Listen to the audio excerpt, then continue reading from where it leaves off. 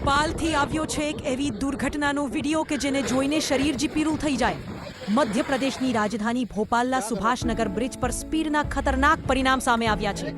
એક ઝડપી કાર નિયંત્રણ ગુમાવીને સીધા ડિવાઈડર સાથે અથડાઈ અને પછી પલટાઈ ગઈ। બસ એક પડવા ભો અથડામણ એટલી ભારે હતી કે કારના બંને ટાયર ડિવાઈડર પરથી ઉડીને અલગ પડી ગયા। સમગ્ર ઘટનાનો વિડિયો કેમેરામાં કેદ થયો છે અને હવે સોશિયલ મીડિયામાં ઝડપથી વાયરલ થઈ રહ્યો છે। કારમાં બેઠેલા 2 લોકો ગંભીર રીતે ઈજાગ્રસ્ત થયા છે। લોકોએ તરત જ એમ્બ્યુલન્સ બોલાવીને તેમને હોસ્પિટલ પહોંચાડ્યા। પ્રત્યક્ષદર્શીઓએ જણાવ્યું કે કારની ગતિ 100 કિલોમીટર પ્રતિ કલાકથી વધુ હતી। બસ એ પળમાં જીવલેણ કાળ સર્જાયો। આ વિડિયો આજે લોકો માટે ચેતવણી બની રહ્યો છે। સ્પીડ એ રમત નથી। યાદ રાખો, 1 સેકન્ડની ભૂલ તમારું આખું જીવન બદલાવી શકે છે।